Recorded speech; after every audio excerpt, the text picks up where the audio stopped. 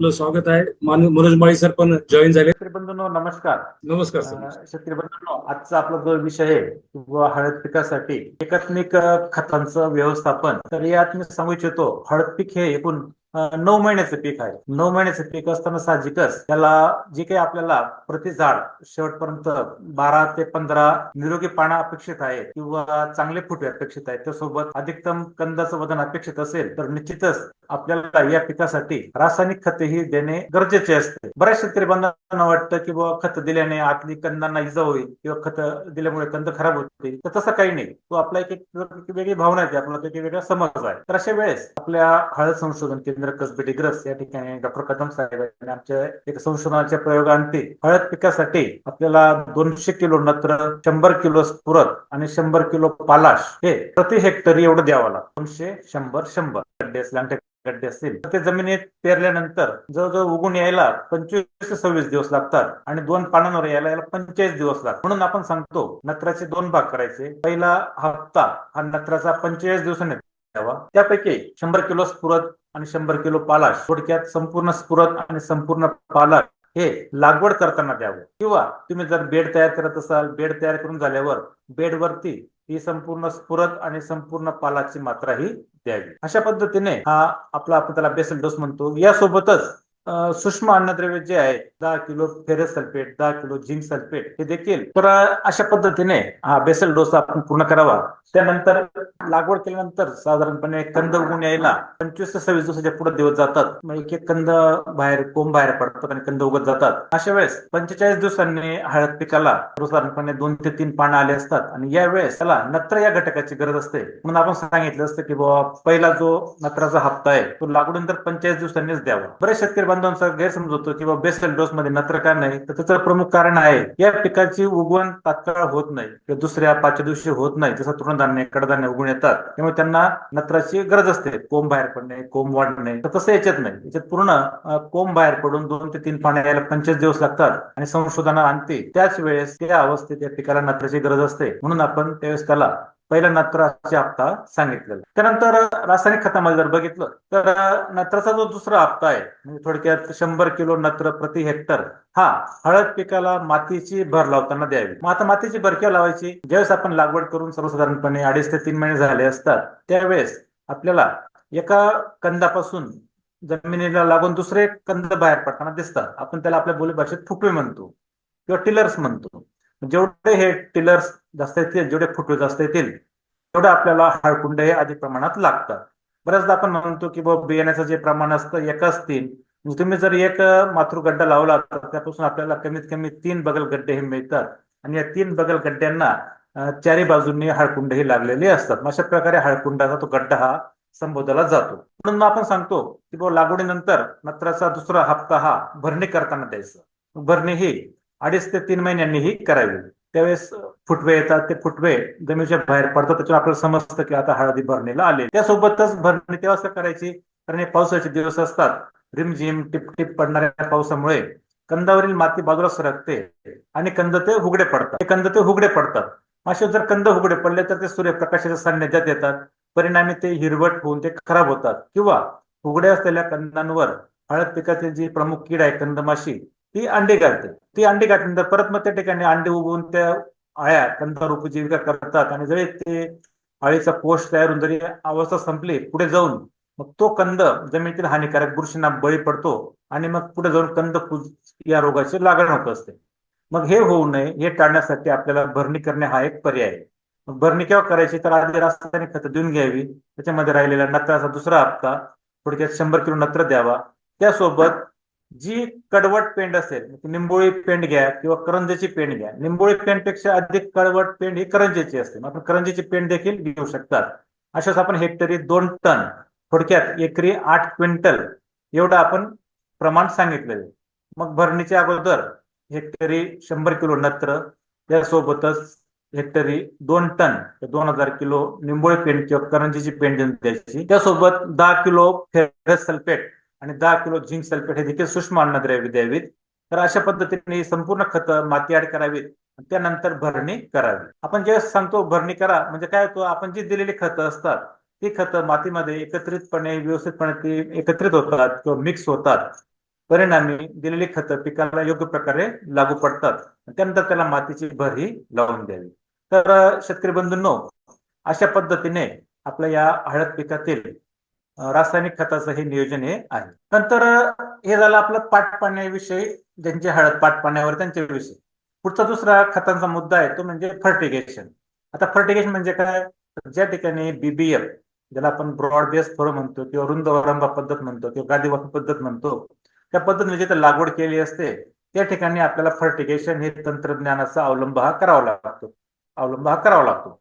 अशा वेळेस आपण काय करतो, जी खतं पाण्यात विरघळतात ती खते आपण ड्रिपच्या साह्याने देत असतो.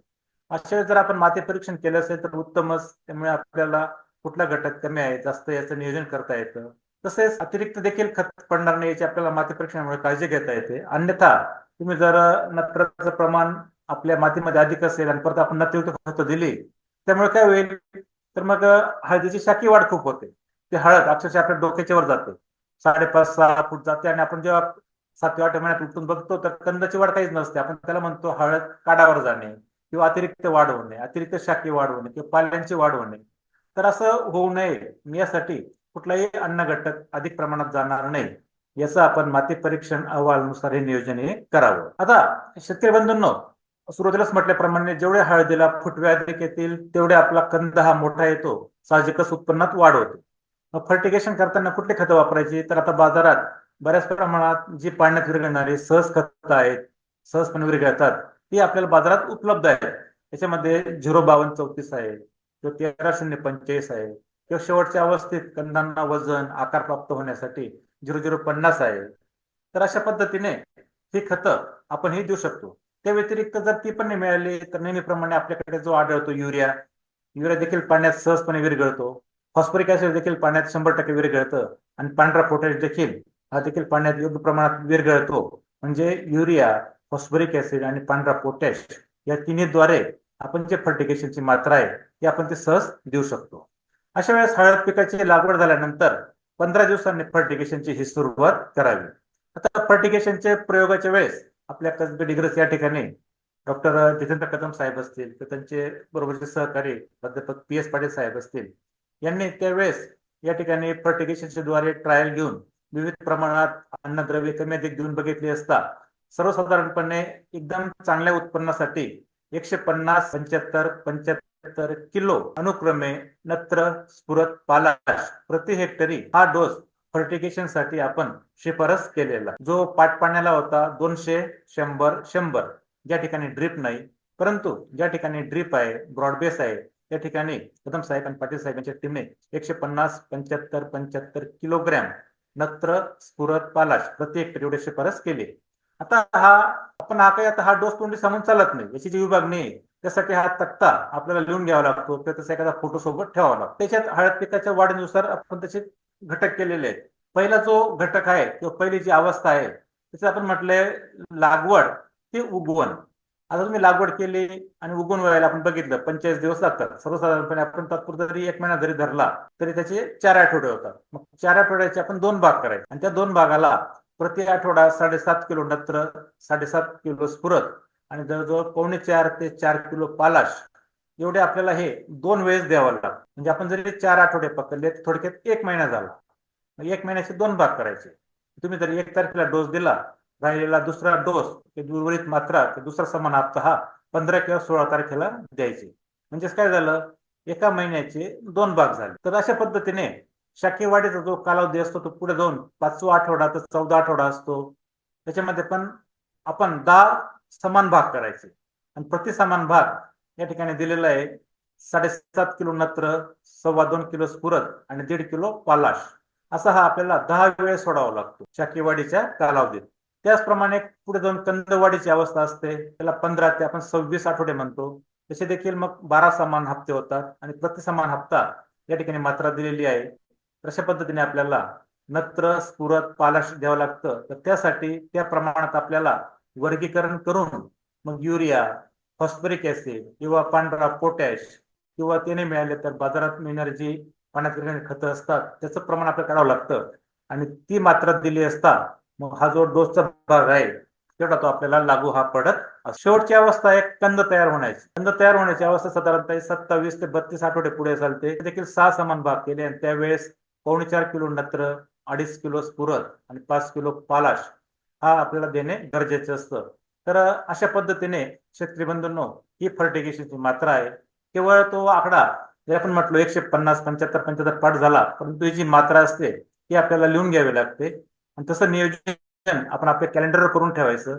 म्हणजे आपला जो काही तरतूद आहे, द्यायचं जे शेड्यूल आहे, वेळापत्रक आहे, ते आपल्याला पाळणं सुलभ जातं. तर अशा पद्धतीने या ठिकाणी दाखवण्यात आलेली बघा ब्रॉड बेस पण आहे, मधोमध ड्रिपची लाईन टाकलेली आहे आणि त्या लाईन पासून डावीकडे 1 फूट, उजवीकडे 1 फूट आणि बियाण्या ते बियाण्यामध्ये अंतर देखील 1 फूट, थोडक्यात 30 सेंटीमीटर ठेवलेलं आहे. छान प्रकारे वाढ आहे. साधारणतः पहिली ही 1.5 महिन्यापर्यंतची वाढ आहे.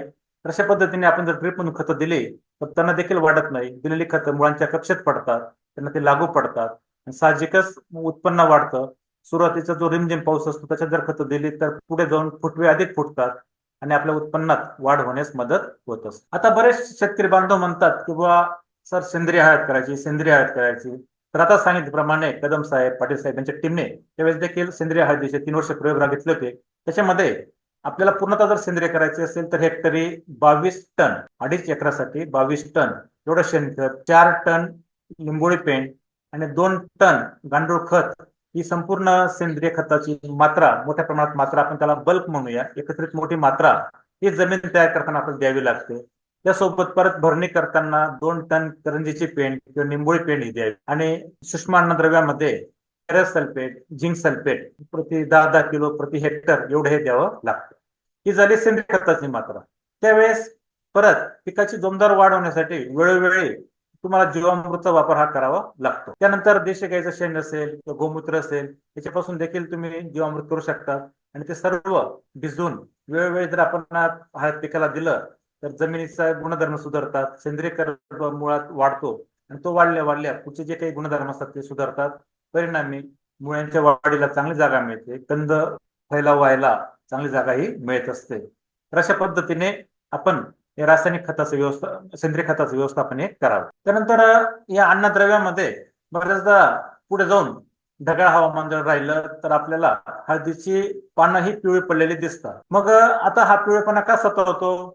बऱ्याचदा आपण जमीन निवडताना चुकलेलो असतो. आपण जर माती परीक्षण केलं नसेल किंवा जर केलं तर आपल्याला चुनखडी ही अधिक आढळून येते. जर चुनखडीचं प्रमाण हे 4% वर गेलं तर साधारणतः मग हळद पिकामध्ये आपण जी खतं असतात मुख्यत्वे करून स्फुरद, पालाश, कॅल्शियम, मॅग्नेशियम ही पिकाला उपलब्ध होत नाही. जमिनीमध्ये ही खतं लॉक होतात किंवा ती अनअवेलेबल होतात, उपलब्ध होत नाही. तर कशामुळे? तर वाढलेल्या चुनखडीमुळे. आपण त्याला म्हणतो ते जमीन समस्याग्रस्त. जमीन जरी चांगली असली, चुनखडीचं प्रमाण नसलं तर अधिक पाऊस झाला तर सूर्यनारायणाचं दर्शन होत नाही. परिणामी पाणी साचून राहतं. पाणी साचून राहिल्याने मुळांचं कार्य थांबतं, पानं देखील पिवळी पडायला दिसायला निदर्शनास येतात. काही शेतकरी बांधव वेळेत खतं देत नाही. अन्नद्रव्यांच्या कमतरतेमुळे देखील पाने पिवळी पडतात. ढगाळ हवामान जर झालं तर प्रकाश संश्लेषणाची क्रिया घडून येत नाही, तरी देखील पाने पिवळी पडलेली दिसतात. आणि सगळ्यात महत्वाचं म्हणजे या सगळ्यांचा एकत्रित परिणाम म्हणजे कार्य थांबल्याने, मुळांचं कार्य थांबल्याने पानं मलूल होतात आणि पुढे जाऊन रोगकिडींचा प्रादुर्भाव होतो. तर अशा या 3-4 समस्येमुळे हळद पिकामध्ये हा पिवळेपणा निदर्शनास येत असतो. अशा उपाययोजना काय करायच्या? आपण जर आपली जमीन चांगली निवडायची. जरी जमीन चांगली निवडली आणि ढगाळ वातावरण असेल तर अशा वेळेस नत्र अन्नद्रव्याची कमतरता असते. आपण त्यावेळेस युरिया या घटक जो पाण्यात संपूर्णपणे विरघळतो त्याची 2% या प्रमाणात फवारणी करावी. 2%चं प्रमाण काय झालं तर 100 लिटर पाण्याला 2 किलो झालं. 2%. थोडक्यात 20 ग्रॅम प्रति लिटर पाण्याला एवढं प्रमाण घेऊन त्याची फवारणी करावी. पानांवर फवारणी केला असता पानांद्वारे त्याचं शोषण हे जलद होतं, पिवळेपणाची कमतरता भरून निघते, पानं हिरवीगार टवटीत व्हायला मदत होतात. त्यानंतर रासायनिक खतामध्ये त्याचा वापर करण्याऐवजी आपण हे नत्र जो घटक आहे युरिया या अमोनियम सल्फेटद्वारे द्यावा किंवा स्फुरद देखील डायअमोनियम फॉस्फेटद्वारे द्यावे किंवा पालाश देताना सल्फेट ऑफ पोटॅशद्वारे द्यायचं. कारण काय? त्याच्यामध्ये इतर देखील घटक असतात आणि त्या घटकांमुळे मुख्य घटकाची उपलब्धता ही पिकाला होत जाते. बऱ्याचदा शेतकरी बांधव खताशीच फेकून देतात आणि भरणी वगैरे करत नाही, म्हणजे ते मातीत मिसळत नाही.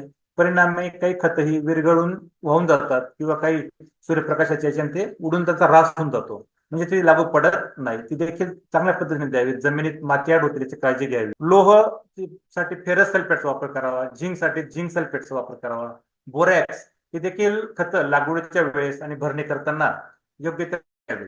नैसर्गिक चिलेट मधून देखील आपण जर गंधक हा घटक चांगला वापरला तर गंधकमुळे देखील हळदीमधील कुरकुमिन या घटकाचं प्रमाण वाढवायला मदत होत असते. आपण जर गंधकाची योग्य मात्रा दिली आणि तुमच्याकडे जर सेलम व्हरायटी असेल तर निश्चितच तुमचं कुरकुमिन हे 4च्या वर भरण्याला मदत होत असते. द्रव्य व्यवस्थापन हे महत्वाचं आहे. त्यानंतर आपल्या महात्मा फुले कृषी विद्यापीठ राहुरीने राहुरी या मुख्यालय तसंच कसबे डिग्रजसाठी शासन मान्य प्रमाणित सूक्ष्म अन्नद्रव्य ग्रेड हे एक लिक्विड आहे, द्रवरूप सूक्ष्म अन्नद्रव्याचं मिश्रण आहे, ते विकसित केलेलं आहे. त्याच्यात काय आहे तर त्याच्यामध्ये जे काही प्रमुख सूक्ष्म अन्नद्रव्य आहे त्याचं मिश्रण आहे आणि ते जर आपण पिकाला वेळोवेळी फवारले तर सूक्ष्म अन्नद्रव्यांच्या कमतरता भरून निघतात. त्यासोबत दिलेली रासायनिक खते पिकाला लागू पडतात. मुळांचं कार्य व्यवस्थित राहतं. परिणामी हळद पिवळी पडत नाही. रासायनिक खताची मात्रा ही द्यावी.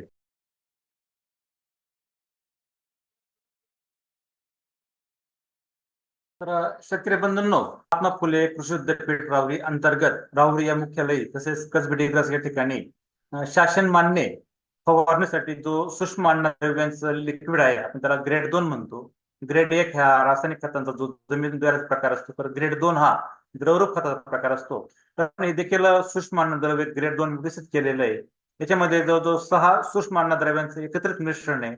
तसे जरी आपण फवारणी केली पानांद्वारे किंवा आळवणी जरी केली तरी देखील सूक्ष्म अन्नद्रव्यांची कमतरता भरून निघतात.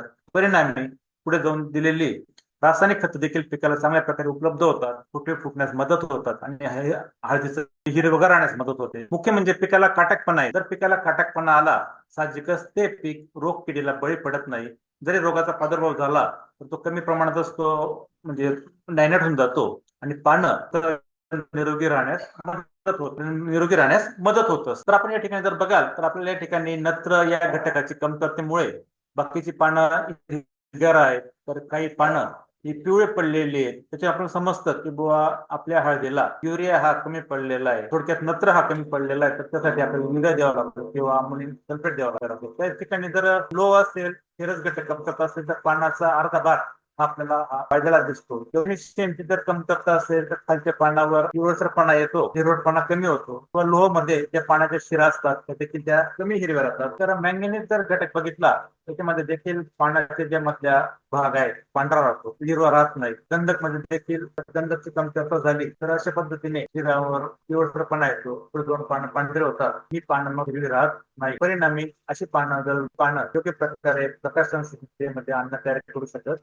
नाही. त्याच्या एक उदाहरण देतो आहे तो म्हणजे जर आपली चुनखडी जमीन असेल तर या चुनखडी जमिनीमध्ये पिकावर असा हा पिवळसरपणा दिसत असतो. तर हा आता कशामुळे दिसतो? आपल्याला सांगितलेलं सुरुवातीला आपल्याची कल्पना दिली आपल्याला. तर जर आपल्या जमिनीमध्ये चुनखडी असेल कॅल्शियम कार्बोनेट, चुनखडी काय करते, जी काही आपण दिलेली खतं असतात स्फुरद, पालाश किंवा गंधक असेल, मॅग्नेशियम असेल, त्याला उपलब्ध होऊ देत. एक प्रकारे चुन्याचा जमिनीत थर तयार होतो आणि तो मुळांना ही खतं उपलब्ध होऊ देत नाही. त्या ठिकाणी तो त्यांना लॉक करतो. अशा पद्धतीने या जमिनीमध्ये अशा पद्धतीने हळदीची पानं ही पिवळी पडलेली दिसत असतो. म्हणून सांगतो की बाबा हळद पिकाला निवड करताना तुमचे प्रमाणे कमी पाहिजे, साधारणतः 4% ते कमीच पाहिजे. तर त्या ठिकाणी हळद ही चांगली आहे. अन्यथा शेवटपर्यंत हळद ही आपल्याला पिवळसर पडलेली दिसून येतं. तर या ठिकाणी आपण बघाल लोकांमध्ये बघा पूर्ण फरक आहे. हा फोटो बघा, पुढचा हा फोटो. जर आपली जमीन चांगली असेल, काळी कसदार पाण्याचा निचरा होणारी असेल, निश्चितच तर अशा पद्धतीने जर जमीन चांगली असेल, जमीन सुपीक असेल, पाण्याचा निचरा होणारी असेल तर निश्चितच अशा पद्धतीने हळदी हिरवीगार राहण्यास. शेतकरी बंधूंनो, अशा पद्धतीने आपल्याला जमिनीची निवड करण्यापासून हळद पिकाचं व्यवस्थापन हे आपल्याला बघावं. आता हळद पिकात जे काही तंत्रज्ञान आहे त्यामध्ये आपण सांगतो की बुवा सर्वसाधारणपणे जेव्हा हळद लागवडून 3 ते 6 महिने पूर्ण झाले असतात तेच आपण हळद पिकाला मातीची भरी तर याच्यात फोटो दाखवतो. अशा पद्धतीने मुख्य बी होतं लावलेलं, त्याच्यापासून फोड आलेलं उगवून शेजारी पिळ फुटलेले, म्हणजे फुट्यावरून आपण ओळखायचं की तो आता हळदीला फुटे फुटले आणि त्याला मातीची भर लावणे गरजेचं. अशा वेळेस आपण त्याला लागवडीपासून 3 ते 3.5 महिने आम्ही भर करत असतो. त्यामध्ये शेतकरी 2 टन निंबोळी पेंट, 10 kilo ferrous sulphate, 10 kilo zinc sulphate आणि नत्राचा दुसरा हप्ता ही खतं घेऊन घ्यावी. म्हणजे संपूर्ण खत असतात ती मातीत मिसळतात, योग्य प्रकारे कोणताही टाकले. तर हे बघा या ठिकाणी पण आपण व्यवस्थितपणे मातीची भर लावलेली आहे, खतं तयार झालेली आहे. तर अशा पद्धतीने पण या हळद पिकामध्ये खताचं नियोजन हे करावं. एकात्मिकरित्या सूक्ष्म अन्नद्रव्ये, रासायनिक खते, प्रमुख अन्नद्रव्ये यांचं नियोजन करावं. मातीची भर लावताना देखील काळजी घ्यावी. भागामध्ये मी पॉवर टिलर आहे त्याचा आपण वापर करू शकतो किंवा बैल जोडी देखील फिरून करू शकतो. अशा पद्धतीने आपण भर लागते तो भर त्यानंतर देखील नायनाट होऊन तर या उंच झाल्या असतात त्या खोल होतात म्हणजे पिकाला आणि माती लागते आणि शेतकऱ्यांमुक्त राहण्यास मदत होते. अशा पद्धतीने या ठिकाणी आपण बघितलं योग्य प्रकारे ड्रिप केलेली आहे, मधून ड्रिप आहे, त्या ठिकाणी एक एक फुटांतर लागवड केलेली आहे, मातीची भर लावलेली आहे आणि हळदीची उंची देखील जवळ 4 ते 4.5 फूट आहे. प्रत्येक झाडाला निरोगी पानं ही जर बघितली तर झाड रोग 7 ते 16 निरोगी पानं आहे. साहजिकच अशा ठिकाणी आपल्याला गड्ड्याचं उत्पन्न देखील चांगलं मिळायला मदत होते. तर हे संपूर्ण कशामुळे शक्य आहे? चांगले निवडलेली जमीन, एकात्मिकरित्या केलेलं अन्नद्रव्यांचं व्यवस्थापन या सगळ्यांच्या प्रयत्नातून आणि सोबत बीपीए अशा पद्धतीने एकात्मिक अन्नद्रव्य फलित म्हणून आपल्याला अशा पद्धतीने ही हळद ही वाढलेली दिसून येते. तर शेतकरी बंधूंनो, अशा पद्धतीने आपण या हळद पिकामध्ये एकात्मिक खतांचं व्यवस्थापन करावं. आजच्या जो दुसरा मुद्दा आहे तो म्हणजे लांबलेला पाऊस. शेतकरी बंधूंनो, या वर्षी पावसाची सुरुवाती लवकर झाली. सुरुवातीला ऊन देखील भरपूर होतं, त्यामुळे काही शेतकरी म्हणत होते लागवड नंतर करू आणि आता पाऊस सुरू झालेला आहे. पश्चिम महाराष्ट्रामध्ये पाऊस सुरू झालेला आहे. काही शेतकऱ्यांच्या लागवडी झालेल्या आहेत, त्यांच्या लागवडी बाकी आहेत. अशा वेळेस आता जेव्हा पाऊस थांबेल, पावसाला खंड मिळेल तेवढं आपल्याला लागवडी करून घेणे गरजेचे आहे. किंवा विदर्भ मराठवाड्याचा जर भाग बघितलं तर त्या ठिकाणी देखील पावसाचा खंड पडलेला आहे, त्यांच्याकडे लागवड झालेली आहे, पाण्याची सोय असेल त्यांनी गरजेनुसार पाणी द्यावं, अतिशय पाणी देऊ नये. तशी जमिनीचा मुख्यत्वे म्हणजे वापसा बघून पाण्याचं नियोजन आहे. तर अशा पद्धतीने आता जो आपला विषय होता हळद पिकातील अन्नद्रव्यांचं व्यवस्थापन, जो लांबलेला पाऊस नियोजन या संदर्भात आपण या ठिकाणी चर्चा ही केलेली आहे. माननीय बाळासाहेब ठाकरे हरिद्रा संशोधन केंद्र त्यांनी आज जो काही सेमिनार घडून आणला त्यांना धन्यवाद देतो. या ठिकाणी सर धन्यवाद सर. सर हळद पिकाच्या बाबतीमध्ये अनेक शेतकऱ्यांच्या मनामध्ये शंका होती किंवा या संशय आपल्या खत देत असताना काय पद्धतीने खत द्यायचे, काय सूक्ष्म मूलद्रव्य, बाकीचे जे मुख्य अन्नद्रव्य, बाकी भरखते, जोरखते या सगळ्याच्या बाबतीमध्ये अतिशय चांगली माहिती आपल्या माध्यमातून मिळाली सर. कारण हळदीमध्ये खताचं व्यवस्थापन अतिशय महत्वाचं आहे आणि जसं आपण खताचा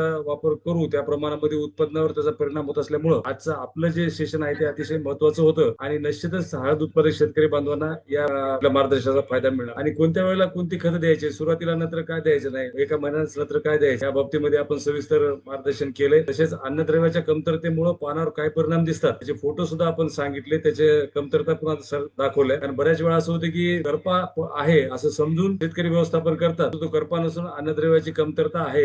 अशा आपल्या या मार्गदर्शनातून आम्हाला सर्व माहिती मिळाली. माननीय बाळासाहेब ठाकरे हरिद्रा हळद संशोधन प्रशिक्षण केंद्राच्या वतीनं त्या विनंतीला मान देऊन डॉक्टर मनोज माळी सर आपल्या व्यस्त कार्यक्रमातून आज आपल्याला उपलब्ध झाले आणि खूप महत्वपूर्ण मोलाचं मार्गदर्शन सरांचं मिळालं. वेळोवेळी मिळते सरांचं मार्गदर्शन. सगळ्यांच्या वतीनं मी सरांचे आभार मानतो आणि हे वेबिनार संपला तयार करतो. Thank you sir.